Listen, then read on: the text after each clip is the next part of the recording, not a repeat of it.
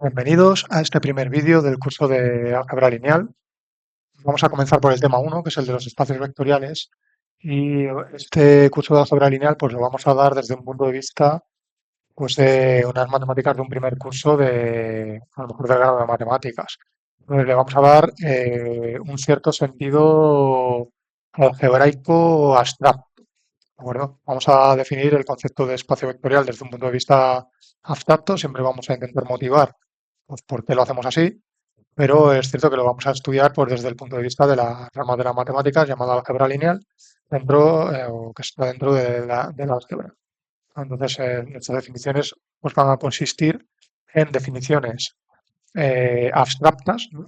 Estructurales, lo que se llaman estructurales, que van a establecer unos ciertos axiomas para unas operaciones algebraicas, de manera que esos axiomas o esas definiciones engloben a un buen número de objetos, un número grande, ¿no? De objetos matemáticos, que no sea solo un determinado objeto, sino que realmente lo que estamos haciendo con estas definiciones es el obtener las propiedades comunes a muchos objetos matemáticos y abstraerlas en un concepto matemático dentro del cual, pues, o el cual abarca a todos esos objetos, ¿no? De manera que al estudiar esas propiedades, esos patrones comunes de todos ellos, cuando se estudia esa teoría, pues lo que se está haciendo es estudiar las propiedades comunes de todos esos objetos simultáneamente. Además, si se tiene esa teoría bien sistematizada y estudiada y se tienen resultados al respecto, pues aplican directamente a todos estos objetos a la vez y se pueden aplicar dentro de sus contextos e interpretar. Muy bien, entonces, ¿por qué comenzamos? ¿Por qué no comenzamos directamente con el concepto de espacio vectorial? Bueno, el concepto de espacio vectorial va a ser lo que se denomina una estructura algebraica, que ahora vamos a ver un poco más en detalle qué es lo que es. Pero claro, también es cierto que para poder definir el espacio vectorial o la definición que queremos dar aquí, pues necesitamos una estructura algebraica también previa, ¿no? Algunas estructuras algebraicas previas. Entonces, por entendernos, antes de comenzar con el formalismo, por entendernos, pues una estructura algebraica, lo que va a ser en matemáticas una estructura algebraica es un conjunto. Una estructura algebraica va a ser un conjunto, podríamos llamarlo G, por ejemplo, un conjunto que tenga elementos, ¿vale? Y este conjunto que tenga elementos, sobre este conjunto que tenga elementos, pues vamos a tener que definir algunas operaciones, ¿no?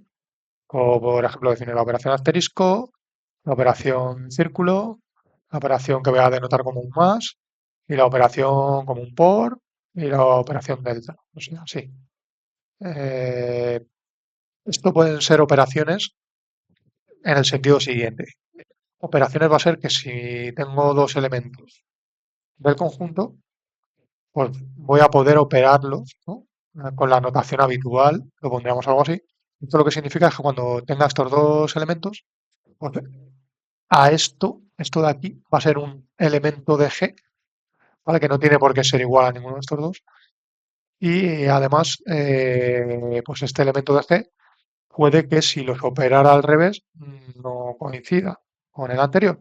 Esto podría ser diferente, ¿no?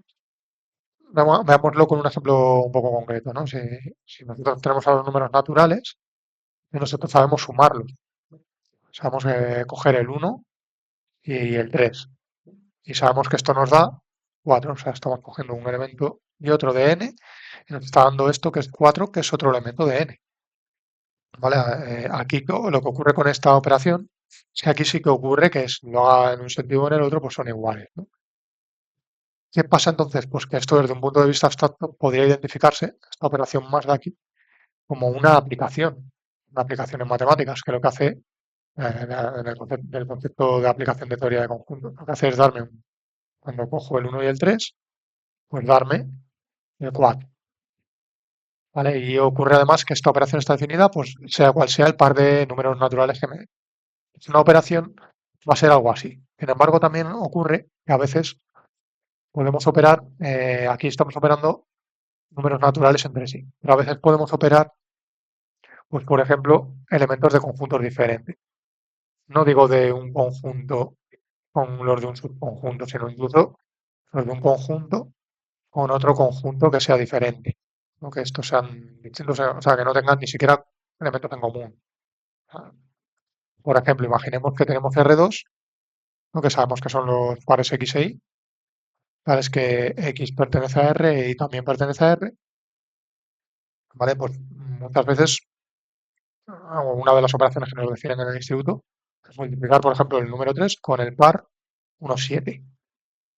Y aquí lo que estamos operando ahora, esto sabemos que es el 3, 21, entonces lo que está haciendo es coger un elemento de R2, me está cogiendo un elemento de R y al operarlo me da un elemento de R2. Entonces lo que está ocurriendo aquí es que de alguna manera estoy multiplicando un elemento de mi conjunto R2 con un elemento de fuera y me da otro elemento de R2. O sea, opero un elemento de aquí para obtener otro elemento de ese conjunto, un elemento de, pero cojo un elemento de este conjunto que es R2 y la operación me devuelve otro elemento de R2, pero lo opero en vez de con otro elemento de R2, lo estoy operando con un elemento de R que es otro conjunto distinto. Entonces, esto podría decirse que este tipo de operaciones es lo que se llaman operaciones externas, porque aunque me da un elemento del propio conjunto el resultado, estoy operando con un elemento de otro conjunto que es externo. Mientras que operaciones como la de más que hemos dicho antes, más que hemos dicho antes, sería una operación interna, porque todo se queda dentro, ¿no? Todo se queda en casa. Bien, pues las estructuras algebraicas van a ser esto. Vamos a definirlo de manera un poco más formal. Vamos a definir estructura algebraica, ¿no? Entonces se dice estructura algebraica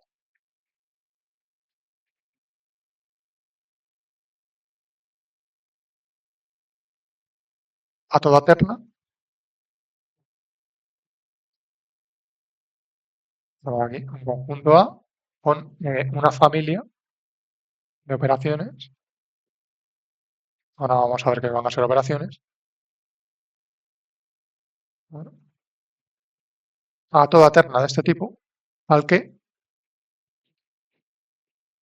al que A es un conjunto no vacío, tener elementos, y además para cada I de la familia de aquí, pues esto van a ser operaciones de composición interna.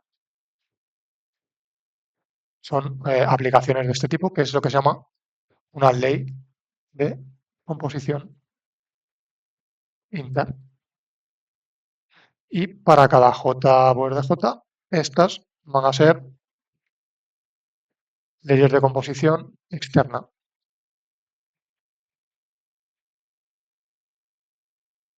Ley de composición externa.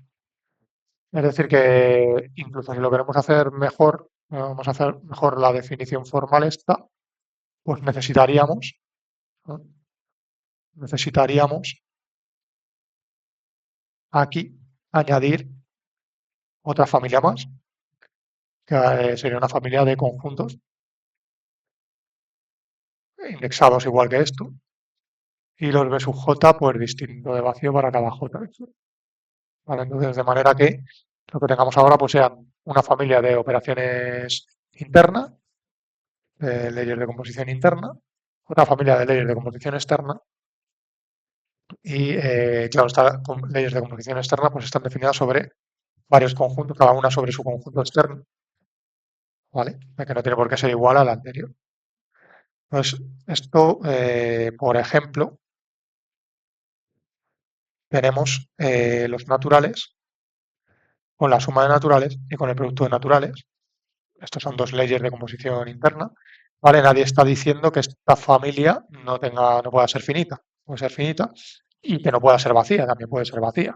En este caso no hay, este producto que es el de números naturales, también una ley de composición interna. Por lo tanto, no hay leyes de composición externa. Aquí la familia sería, con la notación usada anteriormente, pues realmente sería algo así. Vale, también podemos tener un ejemplo, o sea, el ejemplo que decíamos antes, tengo R2 y tengo la suma de R2 y el producto de R2. Pues tengo una ley de composición interna que es esta, que es la suma. Ya sabemos que aquí a cada xy con x' y prima, pues se suma coordenada a coordenada. Y también hay una ley de composición externa. Pues aquí realmente, para hacerlo con la notación que hemos puesto en nuestra definición, realmente tendríamos que añadir aquí propio R, porque el conjunto de esta ley de composición externa es ese. Y aquí cada numerito por el par xy, pues ya sabemos que se define multiplicando coordenada a coordenada. Vale, entonces, estos son estructuras algebraicas. ¿Vale? Son estructuras algebraicas. Vale. Otra definición que necesitamos son algunas de las propiedades que puede cumplir una operación interna. ¿Vale? Si tenemos a un conjunto no vacío y tenemos asterisco, ya por A en A, una ley de composición interna, recordemos que una ley de composición interna no es más que una aplicación de A por A en A. A ver, se dice que es asociativa si cumple que, dados tres elementos, pues da igual cómo asociemos, ¿no? O sea, por ejemplo, que operemos primero B con C y luego operarlo con A, es igual que operar A con B y luego operarlo con C. Aquí diremos que es asociativa si cumple eso. Diremos que es conmutativa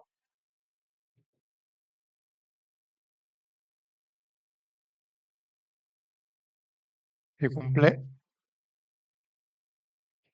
que, dados A y B, ¿ya? Pues da igual el orden en el que se operen. Que a priori esto no tendría por qué ocurrir.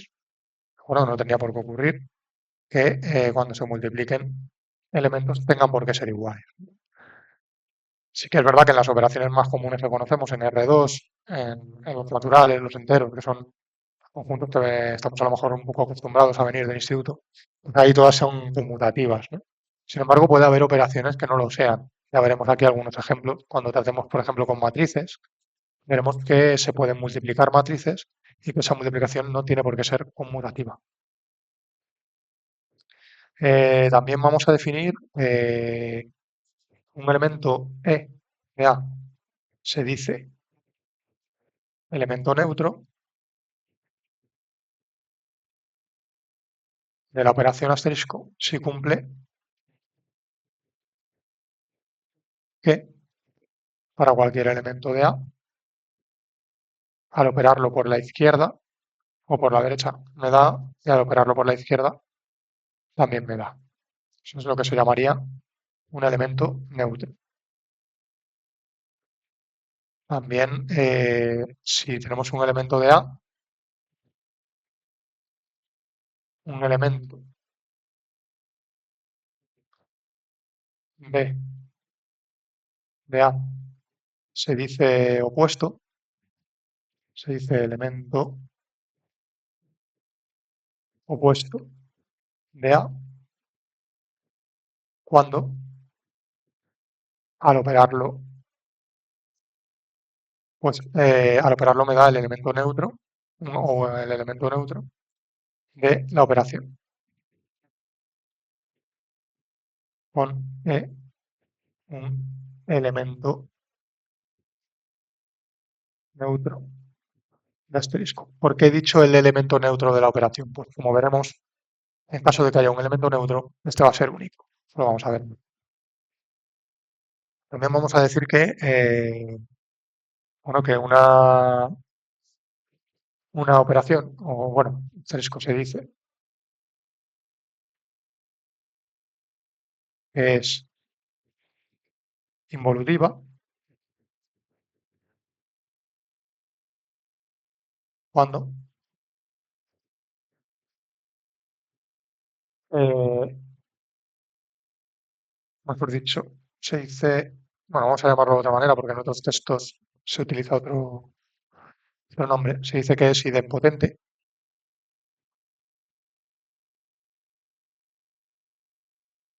y al operar un elemento consigo mismo da el neutro. Realmente esto a veces se le llama idempotente de orden 2. Vale. Y también se dice, ¿vale? Si ahora tenemos esto, A por A, otra ley de composición interna, Pues bueno, se dice que asterisco es distributiva por la izquierda respecto, respecto de esta operación si, dados tres elementos, se verifica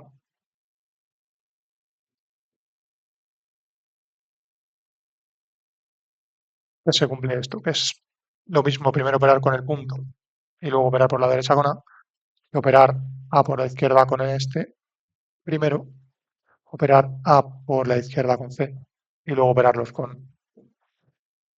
Y como nos podemos imaginar, se dice que es distributiva por la derecha respecto de esta si, dados A, B y C, pues ahora podemos imaginar que lo que se tiene que cumplir es que es lo mismo operar con puntos y operar por la izquierda que operar por la derecha, primero cada uno de los elementos y luego operarlos con puntos. Muy bien, aquí decía que íbamos a ver una observación, es que lo que vamos a ver es que si la operación asterisco tiene elemento neutro, entonces, elemento neutro E, entonces E es el único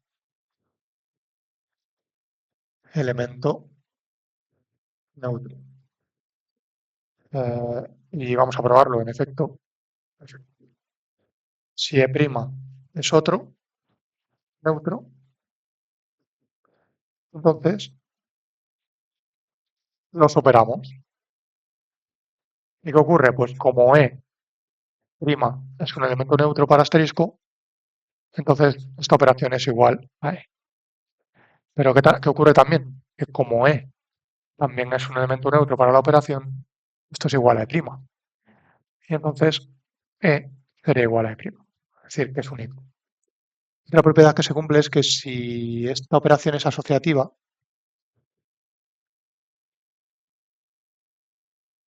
es asociativa, si es asociativa y A es un elemento del conjunto, viene opuesto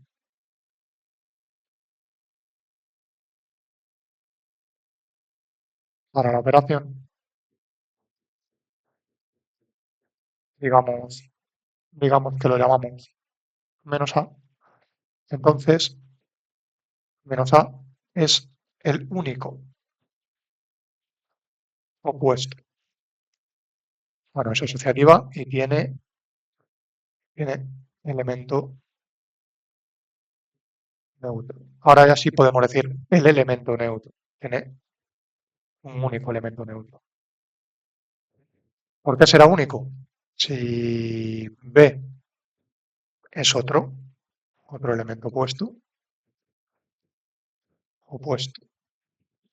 de A para la operación asterisco, entonces vamos a realizar la siguiente operación. Vamos a coger A, ¿vale? Y vamos a operar aquí con B. Y aquí por la izquierda lo vamos a operar con menos A. ¿Qué ocurriría? Como estamos operando primero A con B y B es un elemento opuesto, esto me daría el elemento neutro. Y como el elemento es neutro, esto me daría menos A. Ahora vamos a hacer otra cosa. Vamos a coger este otro elemento opuesto, lo operamos con A, hacemos esto primero y luego operamos con B. Entonces esto me quedaría el elemento neutro multiplicado por B, que como es neutro, me daría B. Como se cumple la asociativa,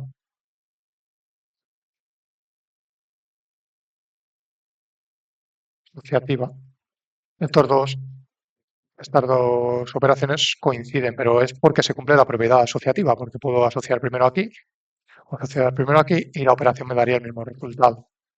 Entonces eso implica que B sería menos A, es decir, que habría un único elemento oculto. Muy bien. Pues lo que vamos a ver a continuación es la definición de dos estructuras algebraicas que van a constituir la base para nuestra definición de especie vectorial. Vamos a ver una primera estructura algebraica, que es básica, que bueno, incluso hay una teoría acerca de esta estructura algebraica. Esta estructura algebraica es la que se denomina cuerpo, perdón, grupo. Y va a ser la primera que vamos a ver porque luego la estructura de cuerpo pues también va a hacer uso de esta otra estructura. Entonces, bueno, se dice grupo a todo par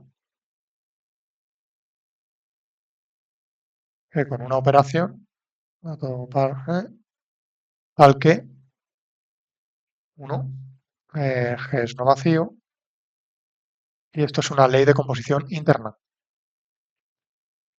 Ley de composición interna. Denotaremos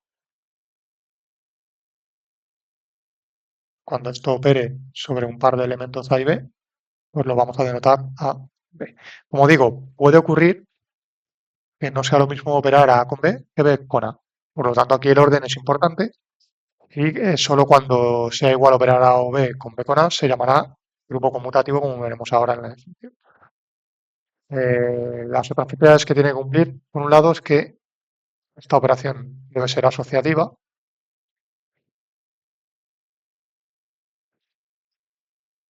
Podríamos llamar a esto propiedad 2.1. 2.2 debe cumplirse que existe elemento neutro. Recordemos, para cualquiera de G va a ser lo mismo operar A con E que E con A y va a ser igual a A. Además, también va a tener que ocurrir que cada elemento de C tenga elemento opuesto. Voy a denotar así.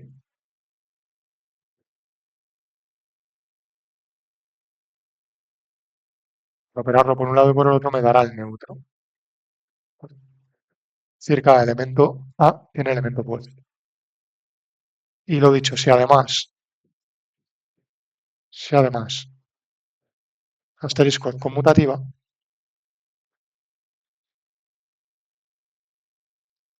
que con esta operación se dice grupo conmutativo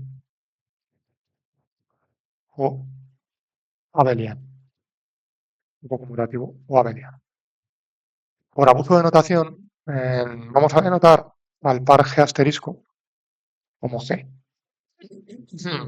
¿Vale? Entonces, bueno, ahora posteriormente veremos algunos ejemplos. Bueno, un ejemplo aquí rápido de un grupo. Pues un ejemplo sencillo de grupo que estamos muy acostumbrados a tener es el de los números enteros con su suma.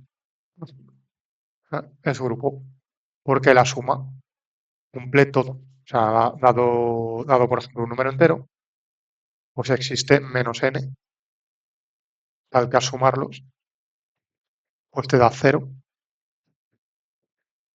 Y cero ocurre también que dado cualquier número entero, da más el cero, pues me da el propio elemento siempre. Entonces, el cero es el elemento neutro y cada elemento pues ha de coger su opuesto, ¿no? El número cambiado de signo. Esto realmente podría denotarse de otra manera, pero bueno, normalmente se denota así. Esto es un grupo, puede probarse, podéis intentar probar que esta es asociativa y también que es conmutativa, así que es un grupo, no solo grupo, sino es un grupo abeliano.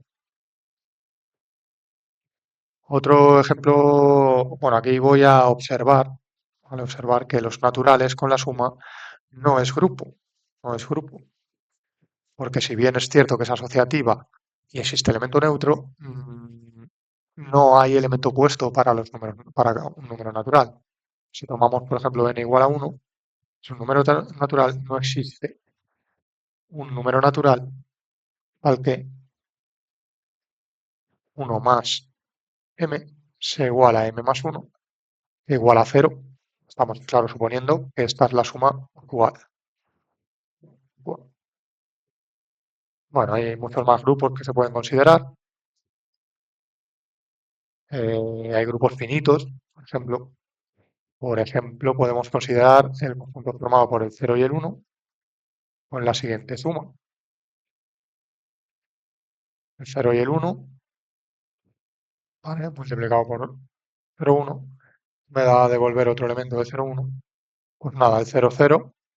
Es más, podemos crear aquí la tabla. Podríamos crear aquí la tabla.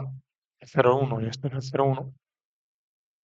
Pues el 0 más el 0 será 0, 0 más 1 será 1. 1 más 0 será 1 y 1 más 1, 0. Es esto, la tabla de la operación. Pues bueno, vemos que que si se suma por 0, pues deja fijos, por lo tanto el 0 es el neutro. Que aquí es asociativa, es claro. O sea, si tú sumas 0 más 1, por ejemplo, más 1, pues va a ser lo mismo que 1 más 1, que es 0, y esto es lo mismo que 0 más 1 más 1, que es 0 más 0, que es 0. Bueno, esto lo he hecho con un ejemplo, pero en general se podría hacer con todas las combinaciones posibles y se vería que es asociativa.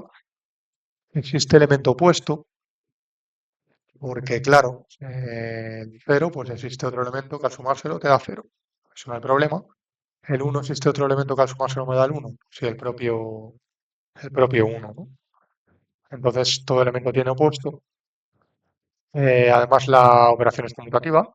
Aquí puede verse. 1 más 1 es 0 y 1 más 0 es 1, pero 0 más 1 también es 1. 0 más 0 es 0.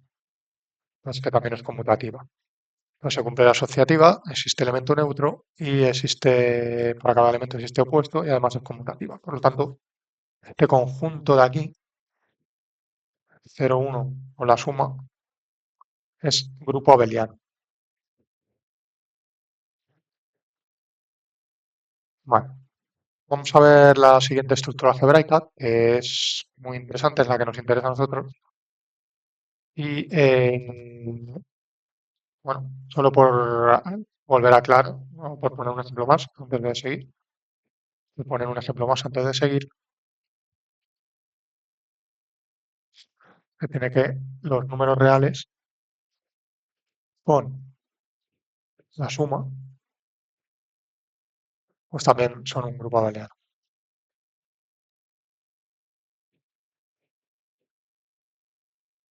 Bueno, para continuar,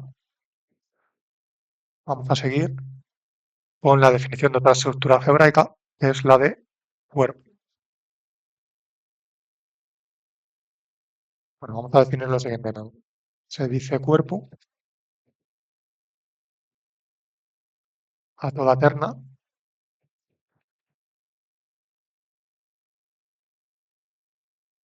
voy a utilizar esta notación, tal que tiene que cumplir las siguientes propiedades. Lo primero, debe tener al menos, esta ocasión no solo va a tener que ser no vacío, sino que además va a tener que tener al menos dos elementos. Existen al menos un elemento que vamos a denotar así y otro así, pertenecientes acá, más va a ser una ley de composición interna, es ley interna, y por va a ser también una ley de composición interna, es ley interna. Y vamos a denotar su actuación del siguiente modo. Cuando actúe sobre un par de elementos X e Y, pues esto lo vamos a denotar así. Y cuando actúe el por sobre un par de elementos, pues lo vamos a denotar así. Es una notación que normalmente se denomina notación aditiva y esto notación multiplicativa. Aquí vuelvo a incidir en lo anterior. Es importante el orden. O sea, estas operaciones a priori no tendrían por qué ser conmutativas. Lo que sí que vamos a exigir para la definición de cuerpo es, por un lado, que cuando acá lo consideremos con la suma, tiene que ser un grupo abeliano.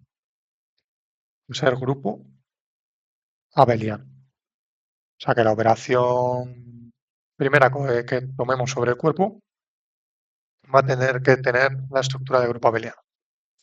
Y la otra propiedad que tendrá que cumplir Esta vez va a ser la operación externa, es que va a tener que ser asociativa, va a tener que existir un elemento neutro.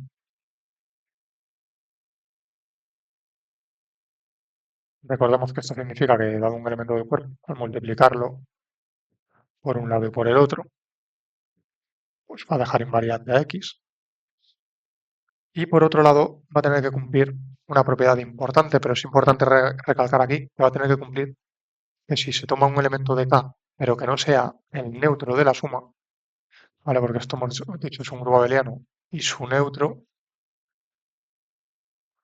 lo denotaremos 0K, ¿vale? Este es el elemento neutro para la suma, entonces x más 0K es igual a x y 0K más x es igual a x. Esto para cualquier x del cuerpo. Cuando tomemos un elemento que no sea el cero, pues va a existir este otro elemento opuesto para la operación por. Esto es, al multiplicar por aquí, por la izquierda y por la derecha, nos dé el neutro de por. ¿Vale? Entonces es importante aquí recalcar, es importante que el elemento no puede ser cero. Es decir, el cero, el neutro para la suma, no debe, no, o no va a tener, en principio no va a tener elemento opuesto. Esto nos recuerda mucho, esta notación nos recuerda mucho a la notación multiplicativa de uno partido por x que utilizamos en los números reales y se basa un poco en ello, ¿no? En esta notación. También esta propiedad se basa un poco en eso. No se puede dividir por cero, pues aquí no vamos a poder tener opuesto del cero, ¿vale? Para la multiplicación. Y la última propiedad que debe cumplirse es que por es distributiva respecto de más. Es decir, dados tres elementos del cuerpo, al operar el por con la suma de los otros dos, esto es igual a esto. Bueno, es distributiva. Cuando digo distributiva es que es distributiva por la derecha y por la izquierda. Es decir, con distributiva ya me estoy refiriendo a las dos simultáneamente. Con esto quiero decir que es lo mismo asociar primero dos sumándose y luego multiplicar que multiplicar cada uno de los elementos y luego sumar, tanto por un lado como por el otro. Bien, y si además de todo esto, si además eh, por es conmutativa, se dice que el cuerpo es conmutativo. Por lo tanto, un cuerpo sea conmutativo si además, dados dos elementos de él, da igual operarlos en un sentido o en otro con el producto. Porque ya hemos dicho que con la suma tiene que ser siempre conmutativa, siempre será un grupo abeliano. Pero con el producto podría no serlo. Como he dicho antes, se pueden construir cuerpos que no son conmutativos también. Vale, no nos vamos a meter mucho en ese tema porque sería un tema más bien de álgebra abstracta y estas definiciones las estamos viendo previamente para poder dar nuestra definición de espacio vectorial. Lo que sí que voy a ver con algunos ejemplos que clarifiquen un poco este concepto de cuerpo para saber un poco a lo que nos estamos refiriendo realmente. El ejemplo más habitual es el de los números reales, que cumple todas las propiedades anteriores, donde el cero es el neutro de la suma, el uno es el neutro del producto. Además, si x es un número real, menos x es su opuesto para la suma, y si x es un número real que no sea el cero, uno partido por x es su opuesto para el producto. Por lo tanto, pues lo dicho, R, con los números reales por suma y su producto, pues cada vez pues, tiene estructura de cuerpo. Otra cuestión, no lo he comentado aquí, pero tanto para los grupos creo que sí que lo hemos comentado, el elemento neutro es único, ya lo probamos, porque siempre si existía elemento neutro, esto era único. Y además, como todo grupo cumple la asociativa, pues y todo elemento tiene un opuesto, pues ese opuesto también va a ser único. Aquí, ¿qué pasa con el cuerpo? Para la suma va a ocurrir igual, que el neutro es único y el opuesto aquí no lo hemos puesto, pero vamos a denotarlo igual. Para cada x de k, su opuesto, si el opuesto va a ser único también, que el grupo es abeliano. ¿Qué va a pasar con el opuesto para el producto? Con el opuesto para el producto va a ocurrir lo mismo. Como por esa asociativa, pues todo elemento que tenga un opuesto va a ser un opuesto único. Por lo tanto, esto que decíamos para R, el elemento opuesto y el neutro, pues es único. Los elementos opuestos para suma y producto pues son únicos para cada elemento y aquí el 0 y el 1 son el único elemento neutro de la suma y el único elemento neutro. Otro ejemplo de cuerpo es el de los números complejos. Números complejos, sobre los números complejos, pues, se pueden definir, esto también se suele hacer en un curso, bueno, de variable compleja o de análisis matemático, se suele hacer. Se suele definir el conjunto de los números complejos como R por R. Estos son los pares X e Y, tales que X e Y pertenecen a R, pero se les da unas operaciones concretas.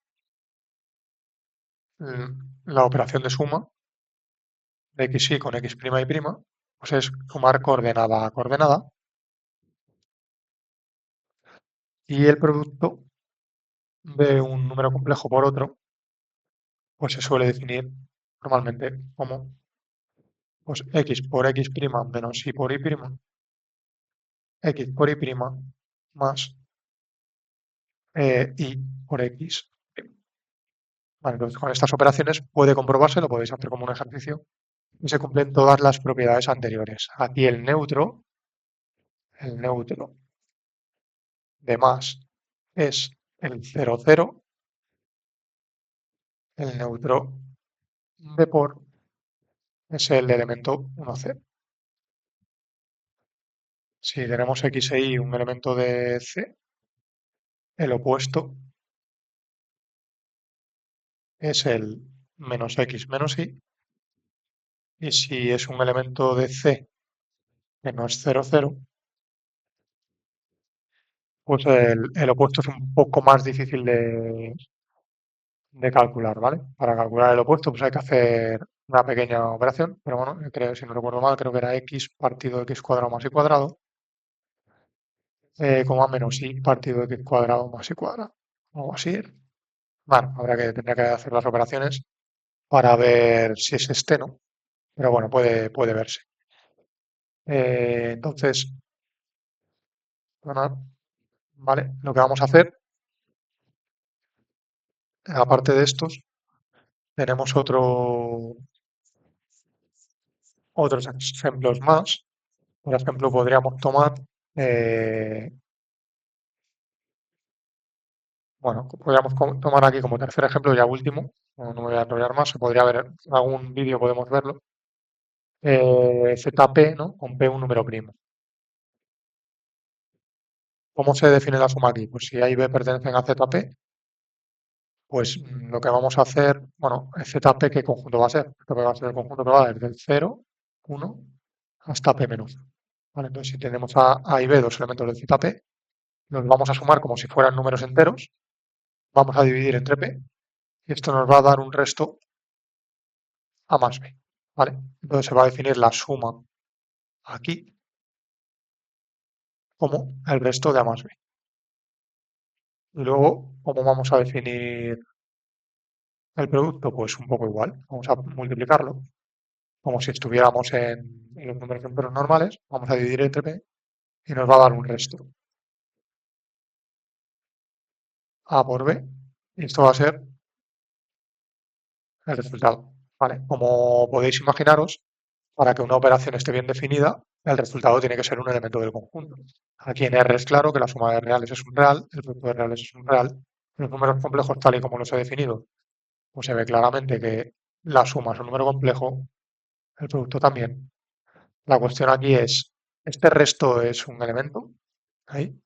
Pues bueno, por el algoritmo de Euclides sabemos que más b al dividirse entre p será un número multiplicado por p más el resto a más b, y el resto más b tiene que cumplir lo siguiente: o es cero o a más b es menor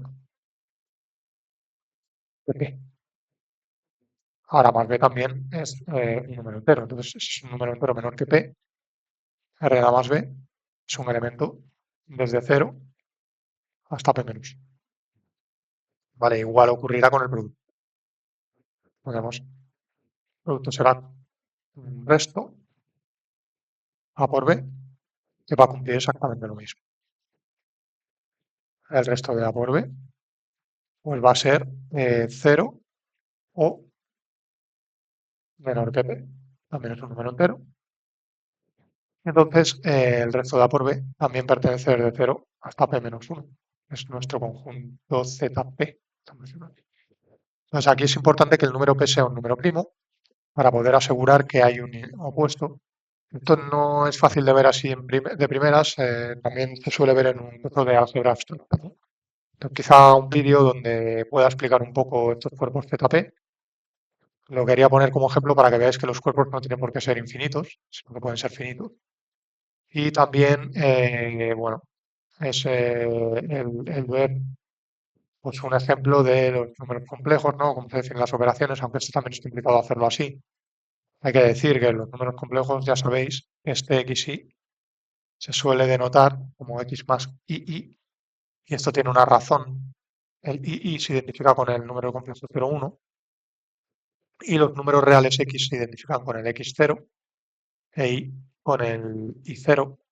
Entonces, utilizando esta definición de producto, pues podéis ver que esto podría ser de algún modo x0 más 0,1 por y0.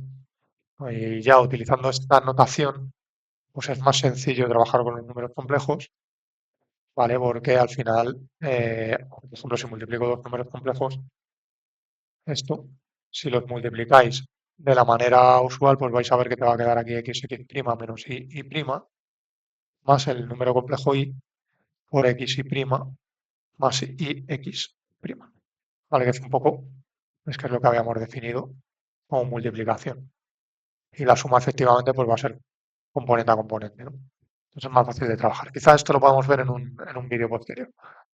No obstante, estos son cuestiones más de álgebra abstracta y la idea con la que yo quiero que nos quedemos aquí, con que, bueno, este tipo de estructura algebraica es la que va a tener los números que vamos a multiplicar por nuestros vectores.